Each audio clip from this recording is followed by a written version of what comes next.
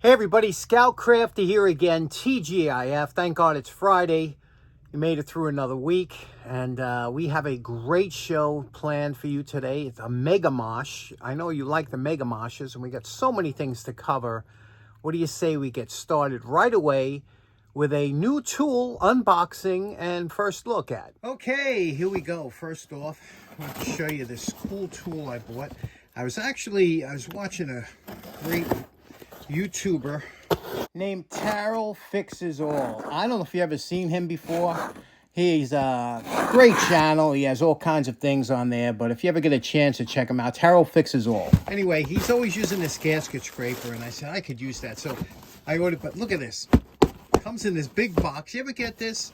Sometimes you order something like you order light bulbs. It comes in an envelope, right? This thing, which is pretty much unbreakable, comes in a full box with padding just for this. Let's take a look. Now, one of my favorite tools I use all the time, and I showed this before, this is a Lyle scraper. I use it for registration, inspection stickers. It's just a beautiful tool, but I needed something a little more stout. Like I said, I saw Terrell using this, and I said, I need one of those. And of course, Craftsman. I love Craftsman, but this one here is made in China. It's just funny I mentioned that because my buddy, Dean Collins from the Heart of Route 66 Automobile Museum, Dean had sent me an article. You know how people say, I'll send me an article? Well, Dean is old school. When he sends you an article, he literally sends you the article.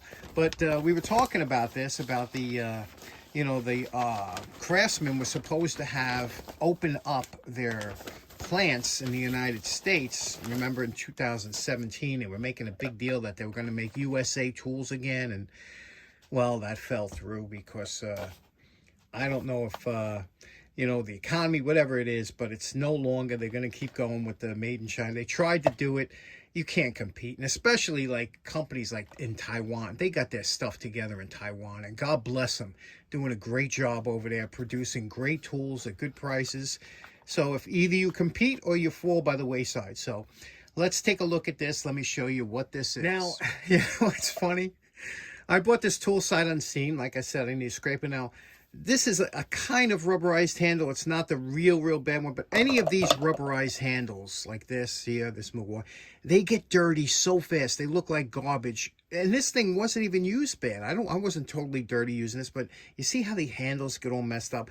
I so much prefer an acrylic handle like this. I mean, look at this. This handle's 40, 50 years old. Still looks absolutely beautiful, right? And you're going to get this. It's going to get dirty. It's all right. But it's got this kind of coating on here. I don't know what it is. And I hate it. It feels like garbage. And it's got here. It's laser engraved. Not impressed. And then I would also like this to have a slight bend to it. You know, when it's straight on like that. I don't know. I prefer a slight bend. So, like an old timer I used to know who could never have a tool that wasn't customized by himself. Also, it'd be nice if this was a kind of a metal striking cap, whatever the case may be. I'm going to take this to the wire. I'm going to try and put a finish here that doesn't feel so cheesy, and see what I can do to customize it. That edge isn't even straight. Chinese production at its best.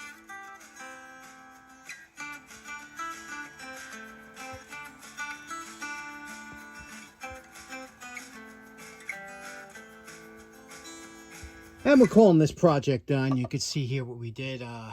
Just cleaned it up. Took that crap finish off. That was disgusting. Again, didn't make it into a mirror finish, but it's, you know, it's smooth. A scraper's got to be smooth. That transition between the edge and the body shouldn't be just an angle. It should smooth out. It makes it work that much. But you could make this as sharper as as you want. Beveled all the edges. It shouldn't be sharp edges. There's no reason to have a sharp. And again, if you had to peel, get under something, whether it be gasket, I don't want to scrape the coring in here, but you could see here how we can get under and all different types of materials, scrape it up. You can, like I said, you can make this razor sharp if you wanted. Now, it's an acceptable tool. Notice I added the bevel. I put it in the vise and bent it up. It just needs, I don't know, 10-degree upswing. It should be, level with the top there. You shouldn't have it flat. What do you think? Do you agree with me on this one? That one's in the can. Okay, next up, the weather here has been absolutely fantastic over the last few days, and just comfortable, low humidity, white puffy clouds that you know I love. And I went to upstate to cut the lawn. I took some pictures before, and good news, my turtle Stanley up there has either a girlfriend or a buddy or something like that, but now there's 2 turtles in my pond. I'm so happy about that, can't tell you. And I'll have more footage of that later on of the upstate. And also, I like to stop at Walmart sometimes up there. There's a nice Walmart in Monticello, and it's a big one, clean, nice. And so I went in there, and I saw that they had, I can't pass by, I must have hundreds and hundreds of light bulbs, but I can't stop by, especially when I see them at such a good price. And I thought I would just show you these that I picked up. Okay, now while browsing through Walmart, I picked up these. I saw this, and I don't know if it was on sale or regular cost for them, but there was 4 LED light bulbs, $1.97. $1.97, that's $2 for 4. That's unbelievable. 50 cents a light bulb. Do you remember when these first came out? They were like $9 a piece or something. They were crazy. Anyway, what to look for? Energy Star rating. Uses 9 watts, which is normal, 60 watt equivalent. You can see here, here's the important part on this side. The light appearance, 2700K, that's Kelvin, and that's a warm. It's a very pleasing appearance. It's very close to a standard light bulb. The further up this chart you go, the more harsh and bright bluish that light will be. Over here, you can see here, UL listed. Really important. You see that? That's great. UL listed. RoHS compliant.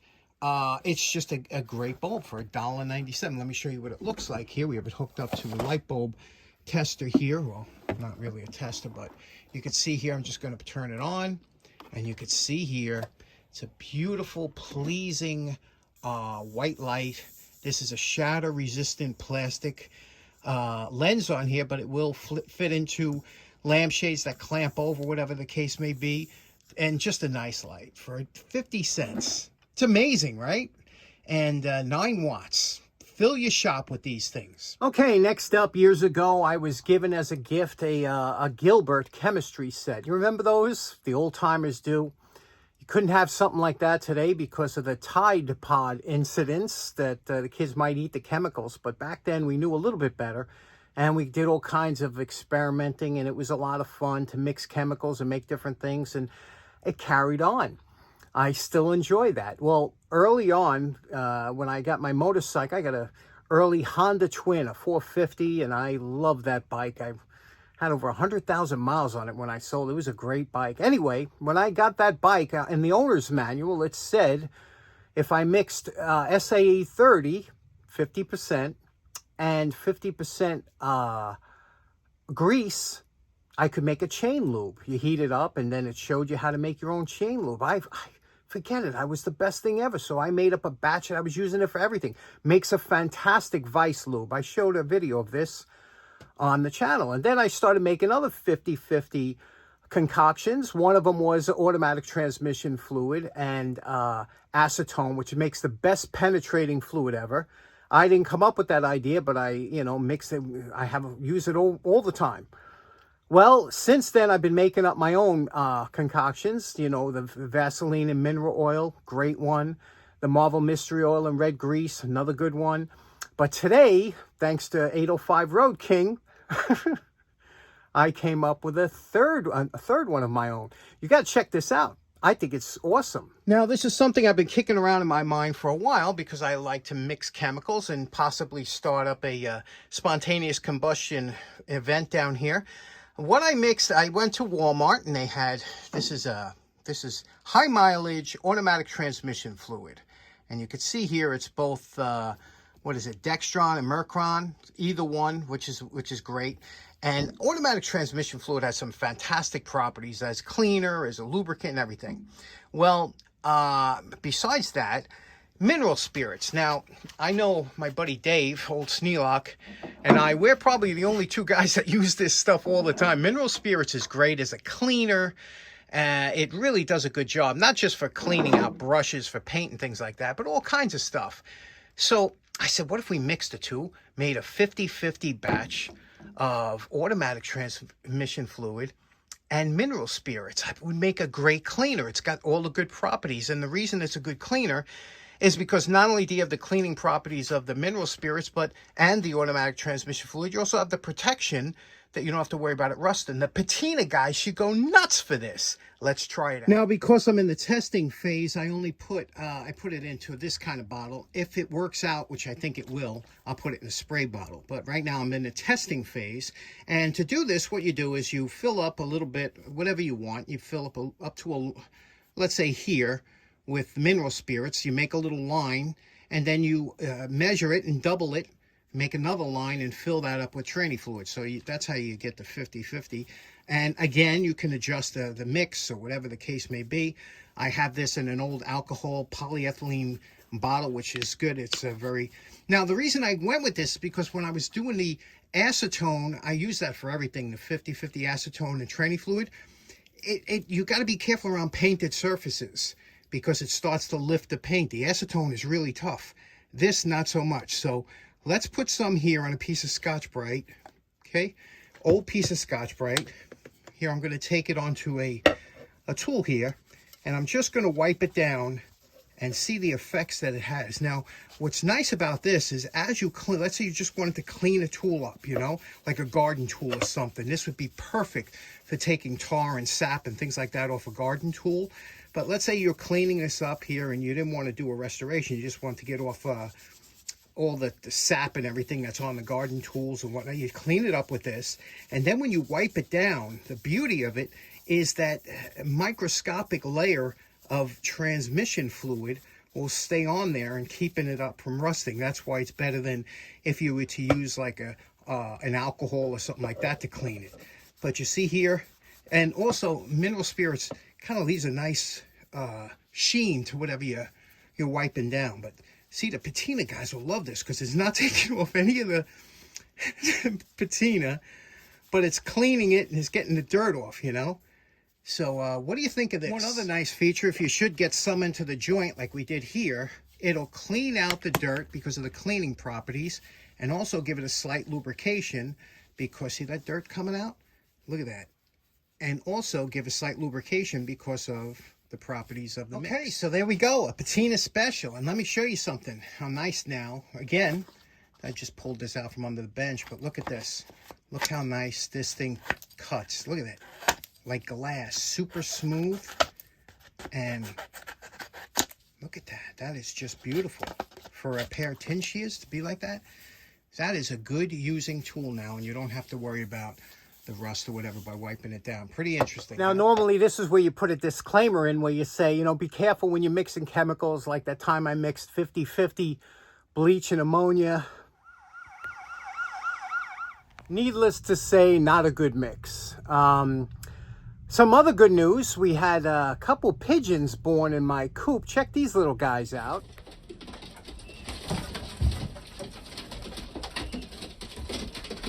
Now, they're only a couple days old there, but in 1 month, they'll be as big as their parents, and always a nice thing to see little guys coming around. Last up, I want you to do me a favor. I always take a poll every once in a while, and I was having this discussion with my girlfriend, and I was wondering if you discovered, let's say we discovered a time machine that could go back in time, and the only thing is it could send you back to any year that has passed before. The only thing is you would have to spend 10 years there before you could come back, because the time machine would have to recharge. It was maybe solar and had to recharge to come back. So you had to spend 10 years at whatever year you picked. You'd have to spend 10 years there. So in other words, if you went 1960, you couldn't come back to 70. Obviously, if you went back to 1910, you'd have to stay to 1920. You could go all the way back 1730. You'd have to stay to 1740. Let me know in the comments what 10-year interval you would like to go back to, and you could go anywhere you wanted to, in the United States or Europe or wherever you wanted. Just let me know in the comments. I'm interested to know where you would like to go. Me, personally, I've been thinking about this for a while, obviously, because I want to pose this question to you, and I think my years would be from 1948 to 1958, around there. What great times that was, huh? Right after World War II, we were rebuilding, and the cars. Think about every year from 48 to 58 going to a car dealership and seeing the new cars that were coming out. Just amazing. Yeah. Anyway, so let me know in the comments, what 10 years would you like to go through if you could, if you had a time machine? Thanks so much for tuning in. Hope you have a great day. Enjoy your weekend. Take care now. Bye-bye.